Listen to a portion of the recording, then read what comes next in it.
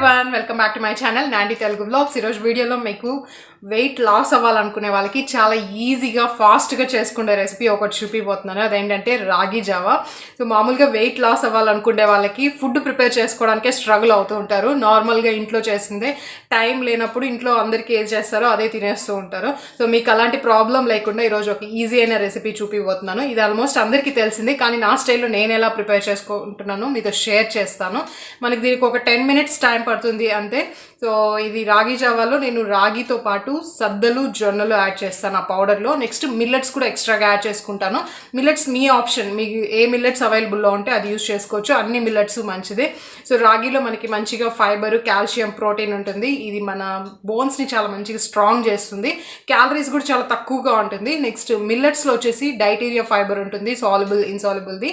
So insoluble ఏంటంటే prebiotic, digestive సిస్టంలో ఉండే గుడ్ బ్యాక్టీరియాకి ఈ ప్రీబయోటిక్ వచ్చి బాగా సపోర్ట్ చేస్తుంది. సో దీంట్లో క్యాలరీస్ చాలా తక్కువగా ఉంటుంది.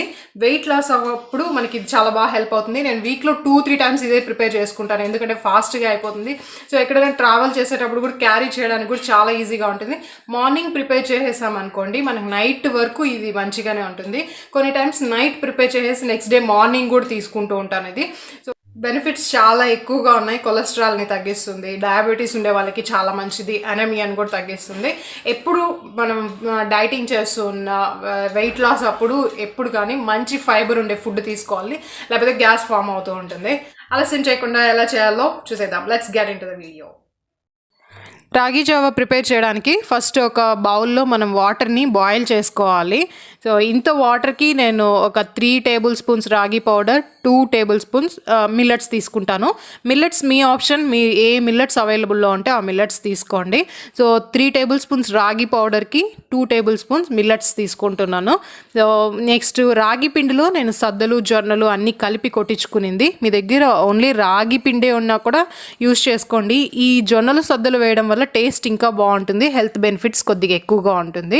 డైరెక్ట్గా రాగి పిండిని వాటర్లో వేస్తే అవి క్రమ్స్గా అట్లే ఉండిపోతుంది, గడ్డలు గడ్డలుగా. అది మనం ఎంత మిక్స్ చేసినా కూడా మళ్ళీ స్మూత్గా రాదు. ఇలా వాటర్ వేసుకొని కొద్దిగా థిన్ బ్యాటర్ లాగా చేసుకున్నాం అనుకోండి, ఈ కన్సిస్టెన్సీ రావాలి మనకి. అప్పుడు మనకి వాటర్లో వేస్తే ఆ గడ్డలు గడ్డలుగా రాకుండా మనకి రాగి జావా అనేది మంచి టెక్స్చర్లో ఉంటుంది. నెక్స్ట్ మిల్లెట్స్ ఉంది కదా, మిల్లెట్స్ని కూడా కొద్దిసేపు ఒక 2 times వాష్ చేసేయండి. ఎందుకంటే మిల్లెట్స్లో కొన్ని టైమ్స్ రాళ్ళు కానీ డస్ట్ కానీ అలా ఉంటుంటుంది, అందుకనే వాష్ చేసేస్తున్నాను. వాటర్ ఆల్రెడీ బాయిల్ చేసేసాం కదా, ఒక మనకి 3-4 minutes బాయిల్ అయిపోతే సరిపోతుంది. ఫస్ట్ దీంట్లో మిల్లెట్స్ యాడ్ చేసేస్తున్నాను. వాష్ చేసుకున్న మిల్లెట్స్ ఒక 2 tablespoons మిల్లెట్స్ అయితే సరిపోతుంది. ఆ మిల్లెట్స్ని యాడ్ చేసేసి ఒక 2-3 minutes ఫస్ట్ మిల్లెట్స్ బాయిల్ అవనిస్తున్నాను.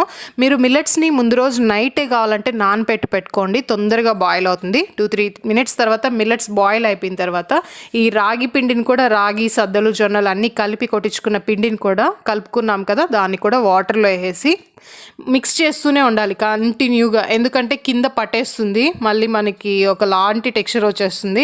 కంటిన్యూస్గా మిక్స్ చేస్తూనే ఉంటే బాగా స్మూత్గా ఉంటుంది. కొద్దిగా పేషెన్స్గా స్టవ్ దగ్గర నిలబడుకొని ఒక 2-3 minutes కలుపుతూనే ఉండాలి. మళ్ళీ లో ఫ్లేమ్లో పెట్టేసినా సరిపోతుంది.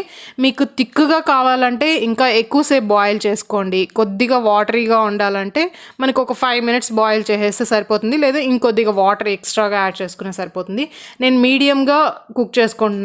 సో మిల్లెట్స్ బాయిల్ అయిపోయింది, రాగి కూడా మంచిగా బాయిల్ అయిపోయింది, ఈ కన్సిస్టెన్సీ వస్తుంది. మనం దీన్ని డైరెక్ట్గా ఇంకా సాల్ట్ యాడ్ చేసేసుకొని అలానే తీసేసుకోవచ్చు. కొందరు దీంట్లో కర్డ్ యాడ్ చేసుకుంటారు, కర్డ్, కొత్తిమీర, కొంచెం ఆనియన్స్ అవన్నీ యాడ్ చేసుకుంటారు, జీలకర్ర పొడి అలా. నేను అవేం యాడ్ చేయట్లేదు, డైరెక్ట్గా వచ్చేసి గ్లాస్లోకి సర్వ్ చేసేసుకొని చిన్న ఆనియన్స్ ఉంటుంది కదా, చిన్న ఆనియన్స్ని మాత్రం చిన్నవి కట్ చేసి అది వేసి కొద్దిగా సాల్ట్ యాడ్ చేస్తున్నాను. సాల్ట్ మీరు బాయిల్ అయ్యేటప్పుడన్నా వేసుకోవచ్చు, సపరేట్గా కూడా వేసుకోవచ్చు. నేను బాయిల్ అయ్యేటప్పుడే కొద్దిగా సాల్ట్ యాడ్ చేసేసాను. సో చూసారు కదా, హెల్తీ అయిన రెసిపీ రెడీ అయిపోయింది. వెయిట్ లాస్ అయ్యేటప్పుడు నాకు చాలా ఇష్టమైన రెసిపీ ఇదే. చాలా ఫాస్ట్గా అయిపోతుంది, టేస్టీగా కూడా ఉంటుంది.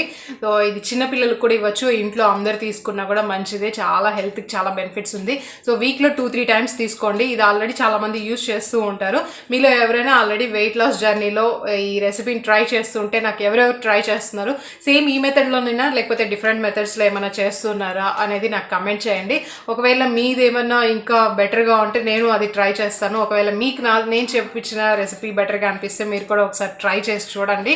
సో ఎవరైనా కొత్తగా ఇప్పుడే ట్రై చేయబోతుంటే కూడా నాకు కమెంట్ చేయండి. మీరు ఎంత వెయిట్ లాస్ అయ్యారో అనేది కూడా నాకు కమెంట్ చేయండి. కొందరు బాగానే వెయిట్ లాస్ అవుతున్నాము అనేసి కమెంట్ చేస్తున్నారు, కొందరు స్టక్ అయిపోయింది అని కమెంట్ చేస్తున్నారు, కొందరు అసలు మీరు చెప్పింది ఫాలో అయినా ఏం వెయిట్ లాస్ అవ్వట్లేదు అని కమెంట్ చేస్తున్నారు. సో ఆ కమెంట్స్ కన్నిటికీ నేను ఒక సపరేట్ వీడియో పోస్ట్ చేస్తాను. ఈ రెసిపీ వీడియో అయితే ఇంతటితో క్లోజ్ చేసేస్తున్నాను. నెక్స్ట్ ఇంకా మంచి వెయిట్ లాస్ రెసిపీతో మళ్ళీ ఇంకొక వీడియో చేస్తాను. ఇంతవరకు till then take care, bye.